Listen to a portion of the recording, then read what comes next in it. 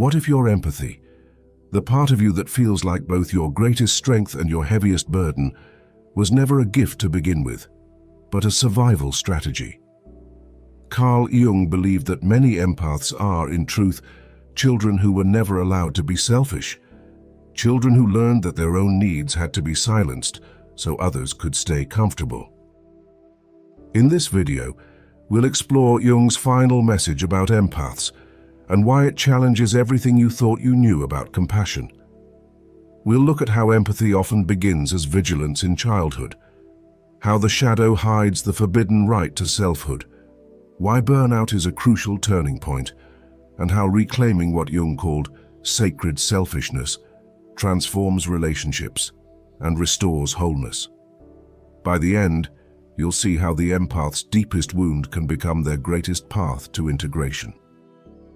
Before we begin, make sure to subscribe to the Mental Dose channel and join our Telegram community, where you'll get early access to new videos and insights on personal and spiritual growth. Now, let's get started. Jung believed that the psyche adapts to its environment with extraordinary creativity. For children raised in unstable or emotionally unpredictable households, this adaptation often takes the form of vigilance.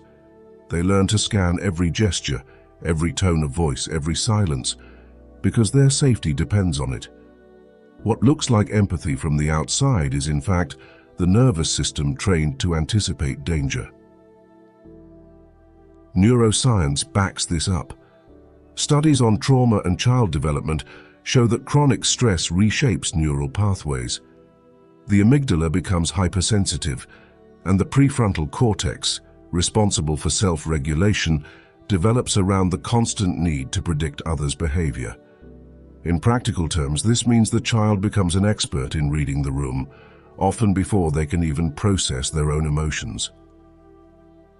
Jung would have seen this as an early detour in individuation.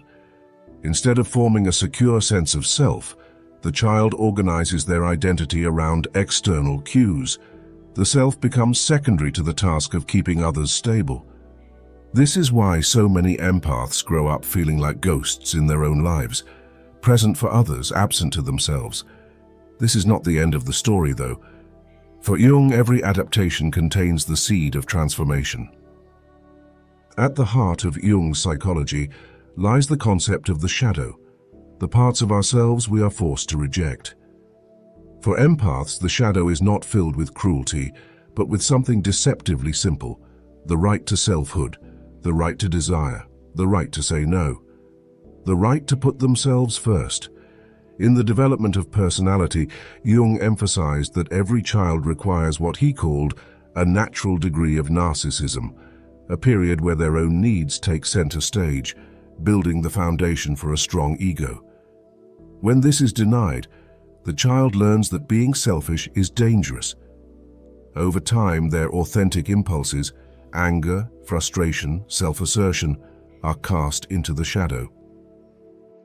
What emerges instead is a perfected persona, the helper, the caretaker, the listener. Jung noted that the persona is necessary for social life, but when it dominates, the true self is buried. The empath begins to live as an actor in their own story, admired for their kindness, but unable to touch their own authenticity. This is why Jung insisted that meeting the shadow is not about battling darkness, but about reclaiming what was unjustly discarded. For empaths, it means allowing the forbidden word no to surface without guilt. When the shadow remains unacknowledged, the psyche eventually forces a reckoning. Jung called this the principle of compensation. The psyche seeks balance when one side of the personality becomes overdeveloped. For empaths, that balance often arrives as burnout. Burnout is not mere tiredness, it is the collapse of a strategy that has outlived its usefulness. The empath who has spent decades managing others' pain suddenly cannot do it anymore. Compassion turns into heaviness, and the desire to help morphs into resentment. Jung would have seen this not as weakness, but as the unconscious demanding a new form of life. Modern psychology frames this similarly. Research on compassion fatigue in caregivers shows that without boundaries, empathy turns toxic, leading to depression and identity loss. Jung anticipated this. He wrote that the psyche rebels when the authentic self has been silenced for too long. What looks like a breakdown is in fact the beginning of breakthrough. This is the moment when the question shifts from, how do I care for others, to, how do I care for myself without shame? And this shift, Jung believed, marks the true beginning of individuation. Before we go on, if this exploration of Jung's message about empaths is helping you see yourself more clearly, consider sharing it with someone who might need this perspective. And if you'd like to support this kind of thoughtful content, you can click the thanks button below. Your support truly makes a difference. Now let's continue. Jung introduced the idea of what we might call sacred selfishness, the recognition that caring for yourself is not betrayal, but necessity. He argued that wholeness cannot exist if the ego is always denied. The paradox is clear. To give authentically, you must first be willing to receive. When empaths begin to honor this, their relationships undergo a profound recalibration. Some connections collapse because they were built on silent self-abandonment. Others deepen because they are finally rooted in mutual authenticity. Jung described this as the difference between projection and encounter. Projection reduces a person to a role. Encounter recognizes them as an individual. This transformation is not only psychological but spiritual. It reflects what Jung called individuation's ethical demand, to live one's own truth, even when it disappoints others. Sacred selfishness does not diminish compassion, it purifies it, turning empathy into a conscious gift rather than a compulsion. At the end of this process stands what Jung would describe as the integrated personality, a human being who contains both sensitivity and sovereignty. The integrated empath no longer confuses hypervigilance with love. They choose when to open themselves and when to protect their boundaries. Their empathy is no longer a survival reflex, but an intentional act of connection. In Jung's terms, they embody psychological sovereignty. They are no longer governed by the moods of others, but by their own inner compass. They live not as a function, the fixer, the listener, but as a full human being.